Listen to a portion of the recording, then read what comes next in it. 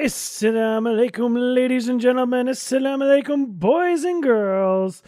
Welcome to another episode of Raw Islam, the only podcast that records live on Facebook and talks about Islam and modern day issues and modern issues and modern day issues and day issues and night issues. And we were actually just having a conversation of whether Muslims should greet each other with good morning since Maghrib starts a new day. But that's another day for another topic. And I know I said that backwards, just trying to see who's paying attention out there. Ladies and gentlemen, the hardest working Imam that I know, Imam Azhar. Assalamu alaikum, Carl. That was totally off. It's like, what did you eat tonight, Carl? Good night to you, or good morning to you and our listeners. Assalamu alaikum. Welcome to all our listeners across the globe.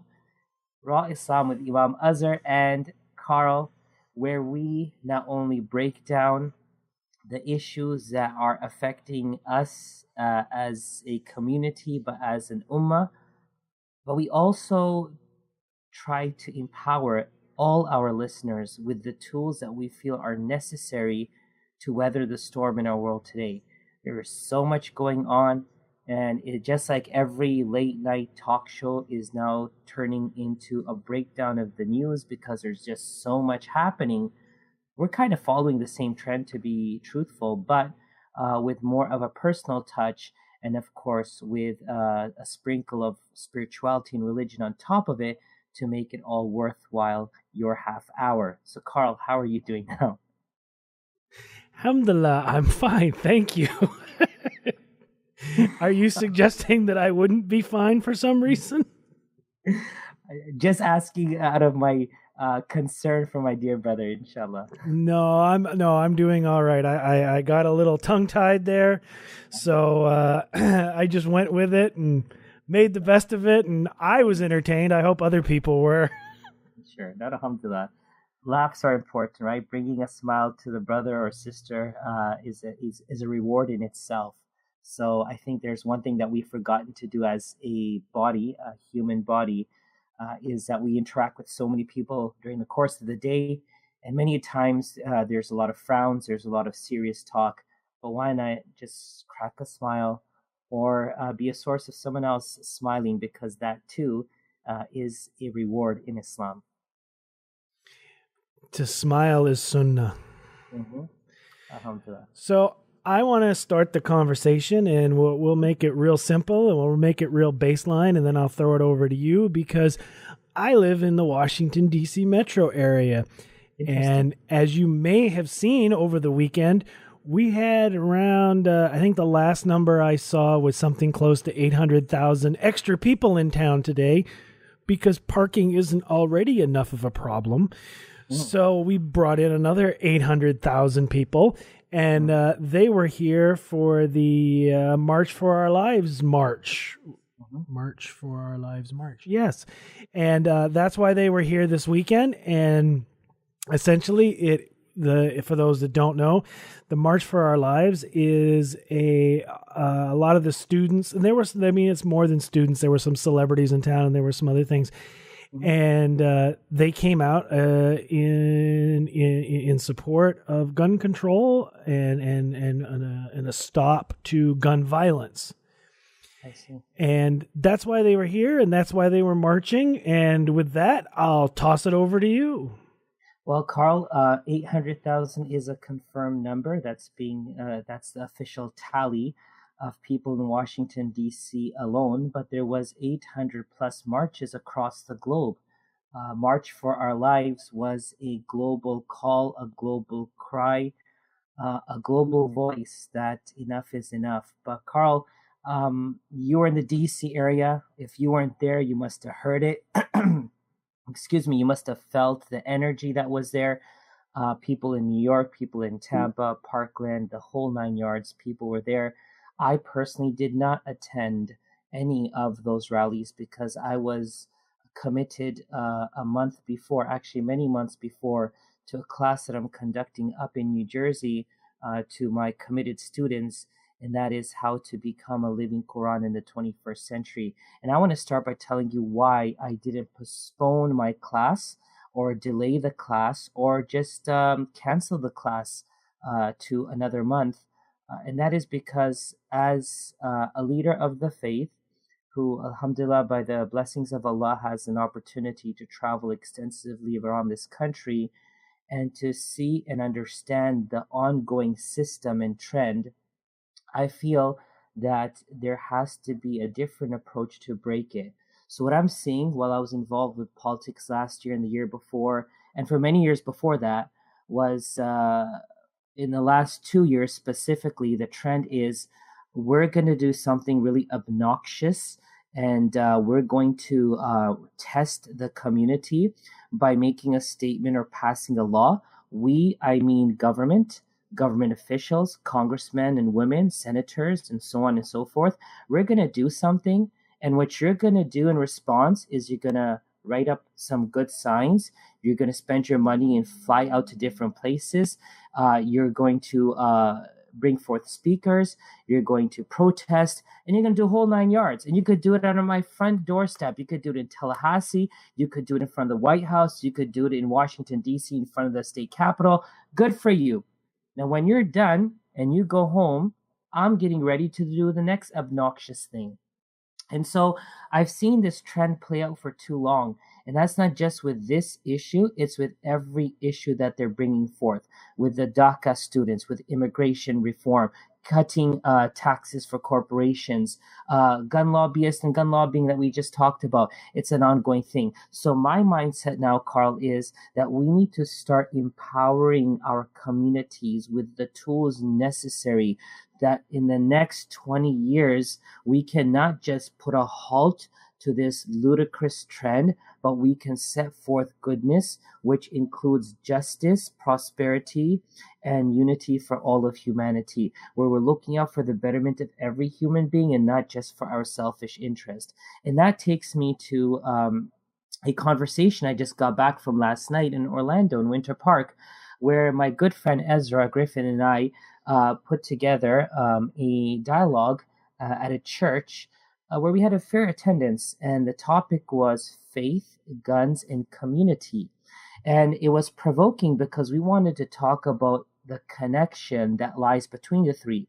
We gave a disclaimer from the get-go that we're not here representing a mosque, or a church, nor are our voices official voices of our faith, but as people who have been groomed and who have been molded by the teachings of our faith, respectively, Christianity and Islam, we feel that we should have our ideas and thoughts shared with you all. And so for the most part, Carl, the interesting thing was we wanted to talk about community deterioration. So Carl, do you believe that in general, communities are deteriorating? And I just keep it to that. Do you feel there's a deterioration occurring within communities? Yeah, I would say that there is, because I was watching a TV show last night, and they were talking about, the concept of the show was to love your neighbor. And the guy was going through the thought process of it. And he ended up saying, I don't know any of my neighbors. I see some of them at the mailbox once in a while. So he started baking apple pies to meet his neighbors, which made me think and realize that, I live in a community, literally in a community, but I don't know anybody in the community. And, it used to be you could go outside and you're like, hey, Jim, what's going on? Oh, Sally, how's things over with the kids? I don't know anybody here.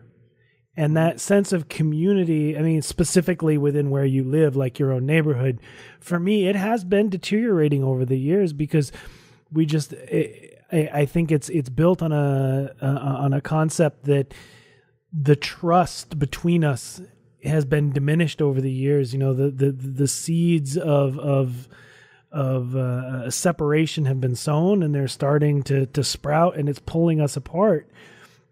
I even know in maybe the last 2-3 years, part of that, we were at a mall, and my wife wears hijab, and we were walking to our car, and luckily I speak enough Spanish that I heard what the Latin person was saying as they were walking by, and I understood it. And I was floored. I'm like, we all live here. We all work together. We all live together. We all shop together.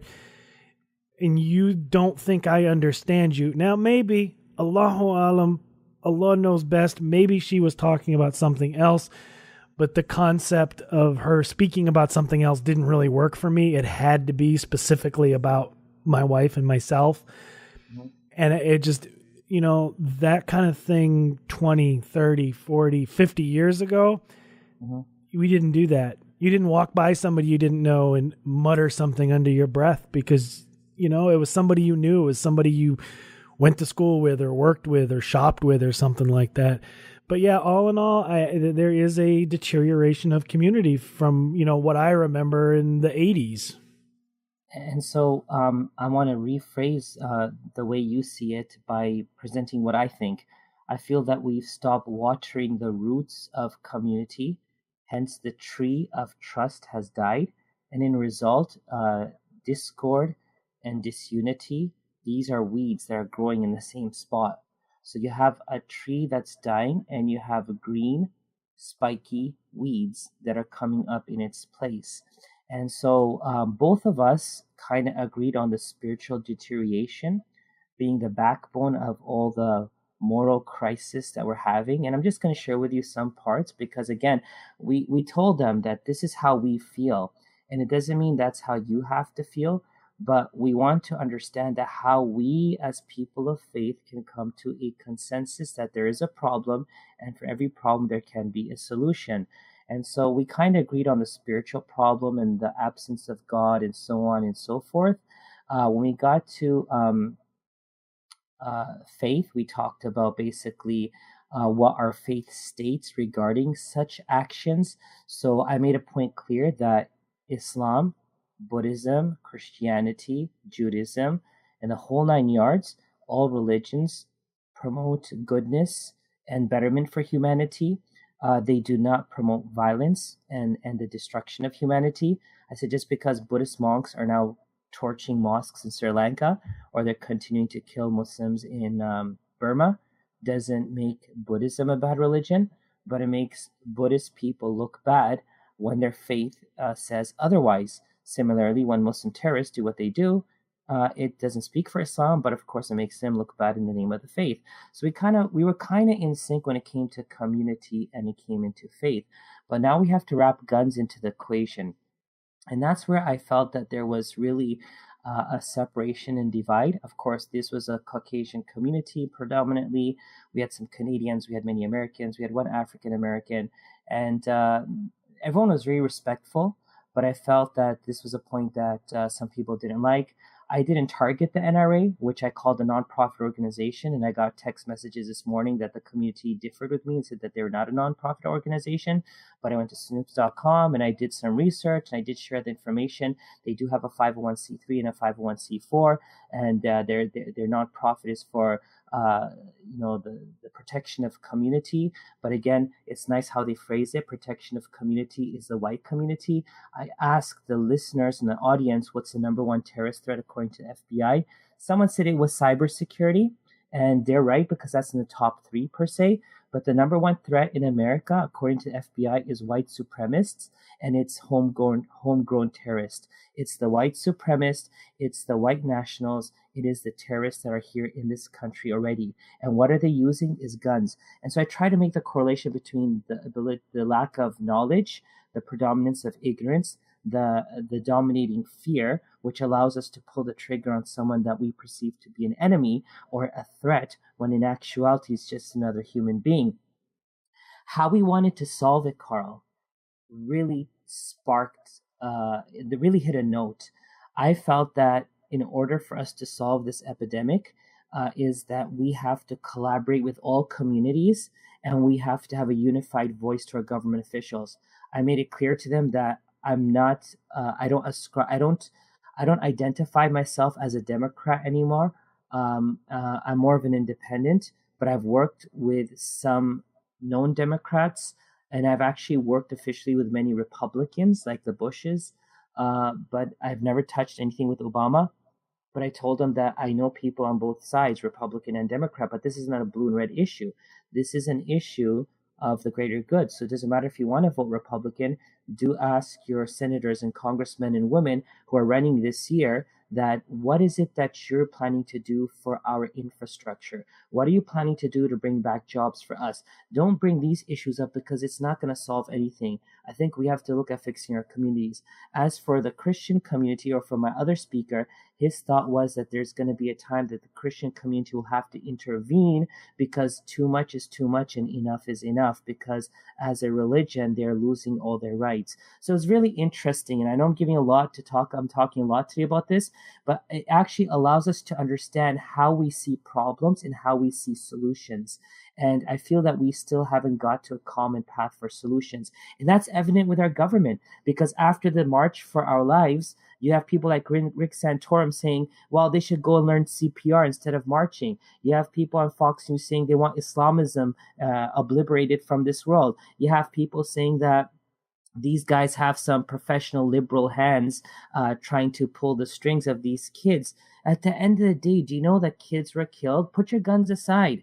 Let the guns go. The gun issue will kill all Americans if we don't wake up. And my point was very simple. How can any nonprofit organization have so much leverage that they can pull the strings of politicians? They can give the maximum amount of contribution up front, but they can pay $3 million in the back door for advertisements for that politician. Now, you're telling me that politician is going to stand up against the person who fed them? Who's your daddy? Let's be straight about this. Your daddy is the NRA. They paid you $3.2 million, Mark Rubio. They paid the president 6 or 8 or 11 million. They're your daddy. So I was giving the equation. I was actually equating them to, just say Al Qaeda has a cell here, the Islamic Liberation Front. And the Islamic Liberation Front is funded by Al Qaeda, that throws money into the pockets of our politicians. And when they do a nasty terrorist attack like 9/11, our politicians stand up and say, no, actually, we should not blame Al Qaeda. We should blame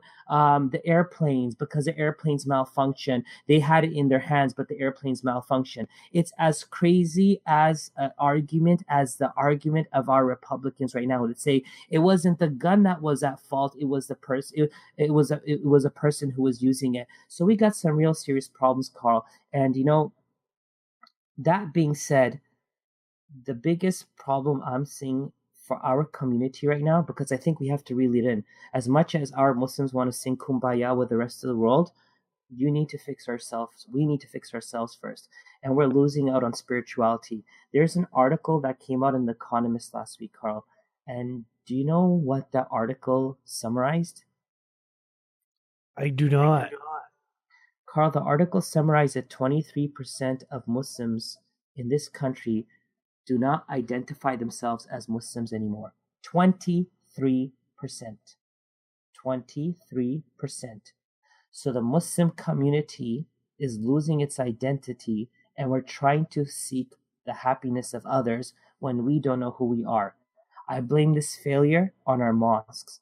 I blame this failure on our institutions. I blame this failure on our leaders and scholars, because they have lacked the ability to truly comprehend what is going on in their community, not in their four walls. I don't care what programs you do at your mosque. I don't care what programs you teach over the weekend in your institutions. What are the true problems happening in your neck of the woods? If you can't address that, and if you can't empower those people, and if you can't educate those people to stand up to the storm of right now, then you failed. And that's exactly what the failure is. So I want to take it back to spirituality. And I'll tell you, Carl, spirituality is so important in Islam. It's in the absence of spirituality that we will have no identity. Yes. No. No, it is, because your spirituality is, it's where you identify yourself, and it's where it's part of your community. And if you're in a place where you can't identify with that for whatever reason, whether it's the political climate or the people you're around, or whether you're trying to run and hide from Punish a Muslim Day in London, Mhm. That's why you don't identify. That's why you don't go. And this is something that we've talked about before, and I've told you before that just because I'm white and I look different and I speak a little different, I don't feel welcome in a lot of places. Mhm. And I'm a hard worker. I'll help you with your mosque. I'll help you with your community. But you got to make me feel welcomed first. You got to make me feel wanted. True. If I walk in the door and I'm getting side eye from everybody, Mhm. or I'm getting treated differently because I don't speak Urdu or I don't speak Arabic, and therefore I'm an outsider, that's not how you build a community. And I think the big thing about being a Muslim is that it's not about being an Arab. It's not about being from the subcontinent. It's about being a Muslim. It's about listening to Allah. It's about following Allah's commandments. It's about doing what Allah wants to do. And Carl, it's amazing that how simple our faith is. I'm going to give you an example. Before I do that, I want to piggyback off what you just said. I wrote up on this on my website, and I wrote it on Facebook after this article. After I learned about this article and read it, because I was fuming, and I talked about how when religion and culture are mixed together by the hands of ignorant people, a bastardized version of Islam comes to birth. And that bastardized version of Islam is then forced down the throats of our children. And then when our children rebel and they reject and they leave Islam, known as the ex-Muslims, let me make it clear tonight to all those people who are out there and identifying themselves as ex-Muslims or who are thinking of leaving Islam. You're not leaving Islam, and you never left Islam. You left something which was perceived or misinterpreted as Islam. It's not Islam, because Islam in its pure state is too good to be true. Carl, you have a clean, beautiful cup with fresh milk. You're going to drink it, yes or no? Absolutely. And then you have a dirty, filthy cup with fresh milk and a drop of urine. Are you going to drink it? Hell no, that's gross. So if it's hell no for that gross cup, that's exactly the Islam the world is leaving today. What happened to the pure cup of Islam? Go and ask the mosque and the institutions and the scholars where that one went. And the reason I say this, Carl, is I was in New Jersey, right? I have to get to Long Island by 5 o'clock. It's 3 p.m. Actually, at 1:30, this guy who brought me the day before told me, I'll come and pick you up and I'll take you to Long Island. It's like 82 miles. And it took 2.5 hours. It was an excruciating drive. So what happened was he texted me at 1:30 and told me, I can't come. I'm sorry. I have to go cover at work with my friend. I said, hey, no problem. So at 3, I ordered a lift, and the guy was like 8 minutes away. At that time, I was getting my luggage ready, and I noticed he called me 12 times. I called him back. He's like, where are you going? And I said, I'm going to Long Island. He's like, I'm sorry, I can't take you to Long Island. And he canceled on me. And I'm like, oh my God, I need to figure this one out fast because I need to get there for this fundraiser and for this event. So I put in for another car, and this guy came, and his name was Muhammad. And if he's listening, salam to Muhammad. He's an amazing guy. Picked me up. We had a long drive. In this drive, he tells me that for the last 6-7 months, he never did Lyft. And this afternoon, he turned it on for the first time, and I was his first customer. And so I believe God does things for a reason. And we start talking about faith. We start talking about religion. We start talking about culture. And he told me some amazing nuggets of faith that was so simple. Like he told his sister who was facing some difficulty that if you want sympathy, you could keep on telling people and they'll sympathize with you and they may comfort you, but it's not going to solve your problem. But if you want to solve your problem, turn to Allah and he'll solve your problem. He's not a scholar. He's a regular Joe, right? But the way he said it and with the conviction in which he said it, that's called faith. It's when you and your Lord have a connection. And that's exactly what that night my friends and I in Long Island spoke to 5 a.m. We are losing faith within our communities. We could have mosques, we could have programs, but faith in the essence of spirituality is gone. So Carl, the problems are not going to stop. We had a Muslim biker stabbed. I hope he's alive in Nottingham, England. And as you said, Punish a Muslim Day is on April 3rd. It's coming soon to a city near you in the UK. And possibly its ripple effects will be here in America. It's not going to stop. And don't let this fear change who you are. Number one. Number two, be smart and look at the trend. Someone's doing something, you are repelling it with protest and all the other stuff, and that matter dies out without solution, and the next thing comes up.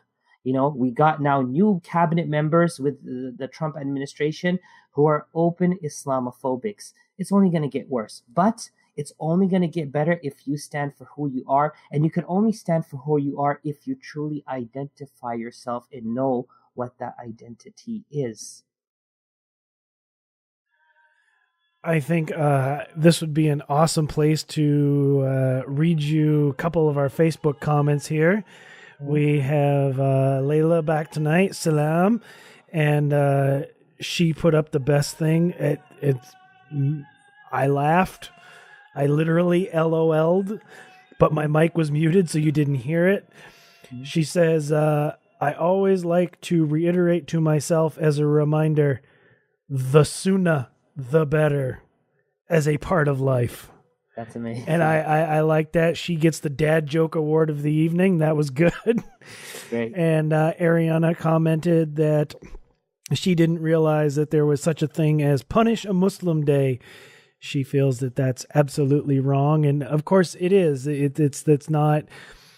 And just as a little bit of background, and we're going to go long here this evening, but just as a little bit of a background on that, there were, and Imam Azhar, step in and correct me if I cross a line or I'm wrong on anything here, but there were letters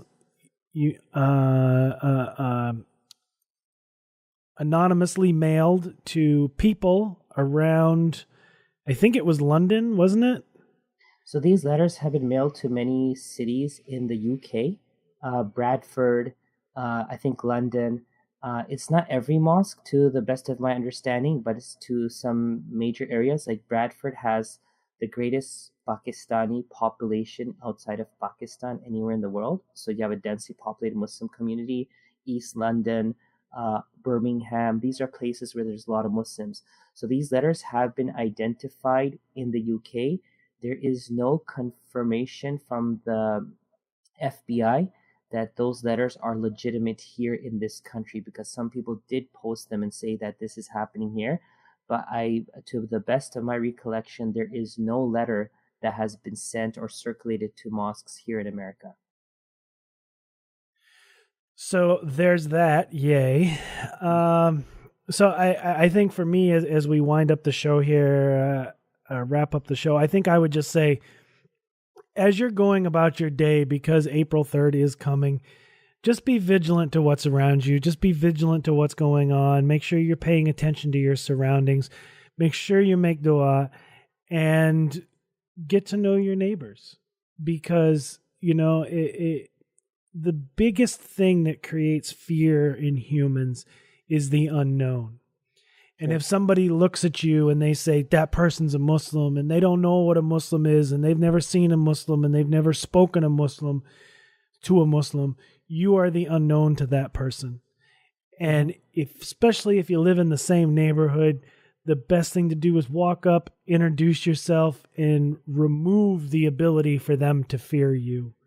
Because really, there's nothing to fear. We're just like everybody else. That's all. How important is it to remove that stigma and fear?